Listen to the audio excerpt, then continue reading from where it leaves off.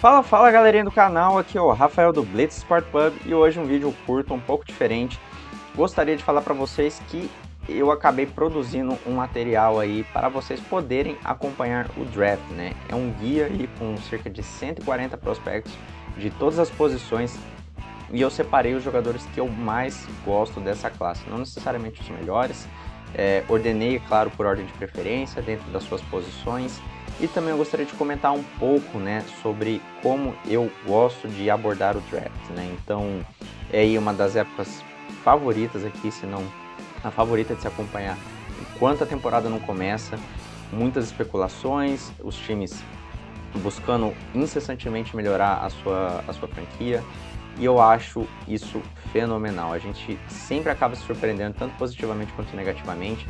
Para você que vai acompanhar aí pela primeira vez, ou se você já é um acompanhante de longa data, amanhã vai ser um dia muito empolgante. Inclusive, pretendo fazer live aqui no canal, acompanhando ao vivo as escolhas, né, e comentando sobre elas.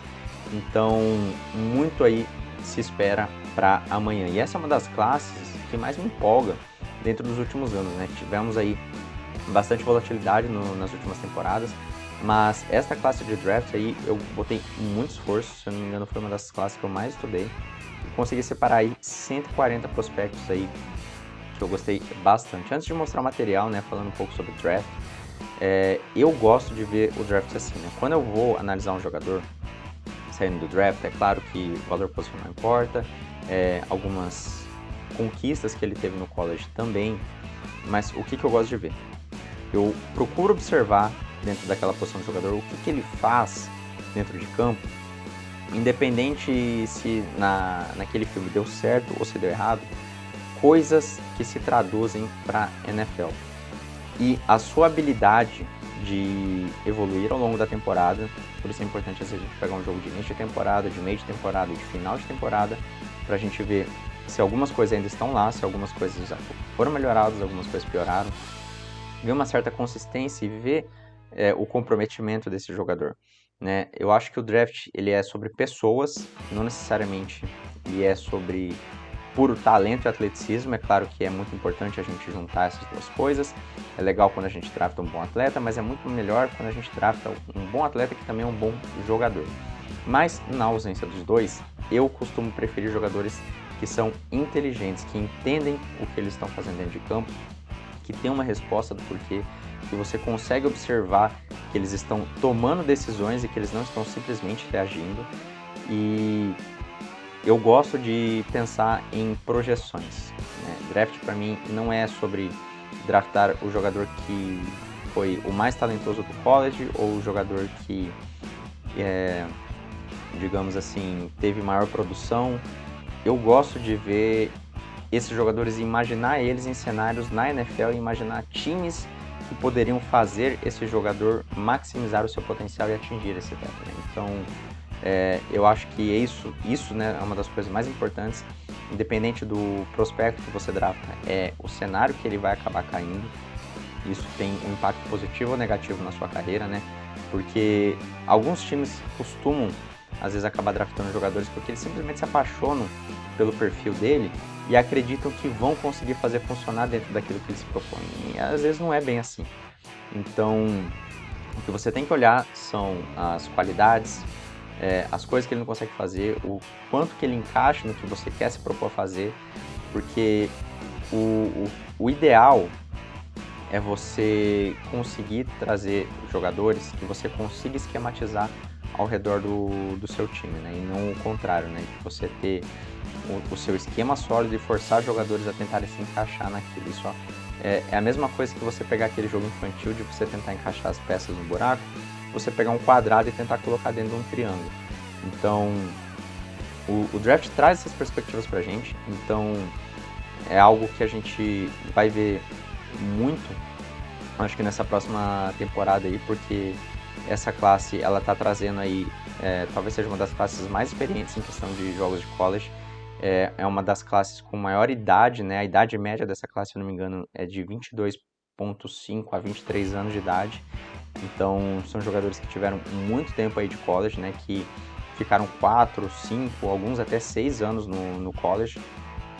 e estão apenas se declarando agora. Então, o seu tempo de projeção e às vezes o teto desse jogador ele já acaba sendo atingido, né? Depois de passar longos anos, você não espera-se que na NFL ele tenha um salto muito grande. E isso afeta um pouco como os times avaliam se o jogador vale a pena ser escolhido lá em cima ou não. Então, muito interessante aí o que a gente vai ver na próxima temporada. Alguns times acabam draftando por necessidade, mas uma outra visão aqui que eu gostaria de compartilhar aqui para o final. No draft eu acho que é muito mais importante você draftar talento e a projeção daquele talento, né, independente da posição, falando aqui puramente do jogador, e eventualmente você troca por necessidade. Se você acabar draftando por necessidade, você vai acabar escolhendo jogadores que não deveriam ser escolhidos naquela posição, não necessariamente porque você não acha que ele vai ser bom, mas porque tem melhores jogadores disponíveis. E talento, você rechear o time com talento e poder explorar o melhor disso, eu acho que é a chave de todo o draft. Por isso que é importante você ter muitas escolhas, porque é muito difícil você acabar acertando em 100% das escolhas, né? Então, quanto mais escolhas você puder ter, melhor. E esse é um draft que eu acho que compensa muito os times terem bastante escolhas. Então, times para ficar de olho. O Cincinnati Bengals é um time que tem bastante escolha, o Arizona Cardinals é um time que tem bastante escolha, o Washington Commanders é um time que tem bastante escolhas. Então, fiquem de olho nessas equipes, elas são equipes que podem dar um salto de produção e realmente darem o próximo passo nesta próxima temporada já. Não sem mais delongas, bora dar uma olhada aqui no material, rapidinho, né? Só uma bisoiada. O link, eu vou deixar o link para download desse material na descrição e no primeiro comentário fixado eu deixarei a versão um pouco mais leve do arquivo, que é para poder acessar pelo celular, né? Que tem uma tela um pouco menor, né? E será mais fácil de visualizar sem grandes impactos. Mas para quem quiser ver no computador, na televisão, ou até mesmo imprimir esse material, eu deixarei aí a versão de maior qualidade na descrição deste vídeo. Então, bora dar uma olhada aqui. Essa aqui é a capa bonitinha, eu fiz um leve disclaimer aqui, né, explicando sobre a visão de draft, e ele tá mais ou menos assim, né? Então, aqui sobre o Caleb Williams, temos o seu RAS, né, que é o score de atleticismo feito aí pelo Math Bomb, temos a idade, temos o peso e temos a altura, comparações. Eu expliquei dentro desse documento aqui o meu critério de comparação, né, e rapidamente aqui falando sobre ele, né, para você entender, é a sensação que eu tenho quando eu assisto esse jogador do college. Não necessariamente uma comparação direta de talento ou de projeção, são traços que lembram. E dentro disso eu tentei misturar algumas coisas. Eu tentei misturar perfil físico, perfil atlético e algumas semelhanças no jogo. Então não é uma comparação direta, não estou dizendo que Caleb Williams e Deshaun Watson estão no mesmo nível. A comparação ela segue mais para esse outro lado, para te trazer essas semelhanças e você conseguir visualizar um pouco. Então, caso você queira imaginar como que seria o Caleb Williams, põe aí um vídeo, por exemplo, do Deshaun Watson na temporada de 2017 a 2020, você pode ter uma leve sensação do que seria, mais ou menos isso que eu quero dizer. Aqui uma leve descrição, falando de pontos fortes e pontos fracos. E o que eu espero de cada jogador na temporada. Então, descendo mais um pouco, né, eu fiz aí sobre vários jogadores. Então, Adonai Mitchell aqui, por exemplo, wide receiver número 6 para mim dessa classe. Seu score de atleticismo, a sua idade e as suas métricas físicas.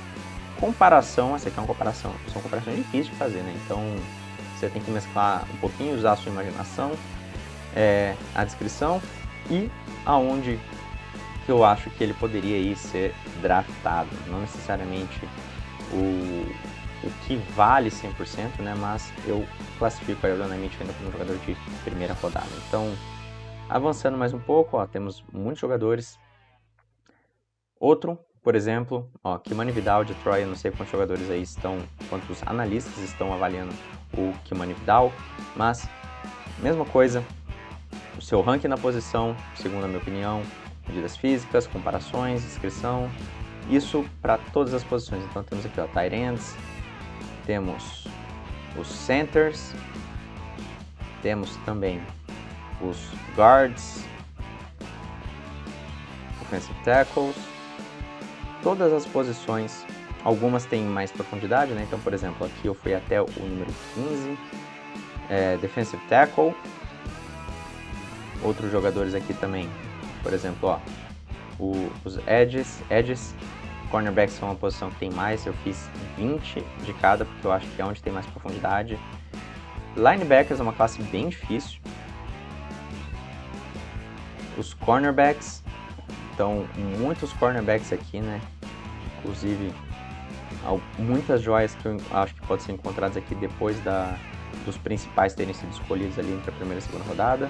E, é claro, a posição de safety, né? Então, separei 10 safeties aí, inclusive essa belezinha aqui, né? Trey Taylor, primo do Ed Reed, Hall da Fama, né? Um excelente jogador, vencedor do Super Bowl com o Baltimore Ravens. E um jogador bastante intrigante, acho que poucos analistas estão dando uma olhada nele. Pode ser um jogador de quinta a sétima rodada, dependendo de como as equipes o veem, mas uma excelente opção mesmo assim. Então, era mais isso que eu tinha para apresentar para vocês hoje, meus amigos. Um grande abraço e tchau! Bom draft para vocês!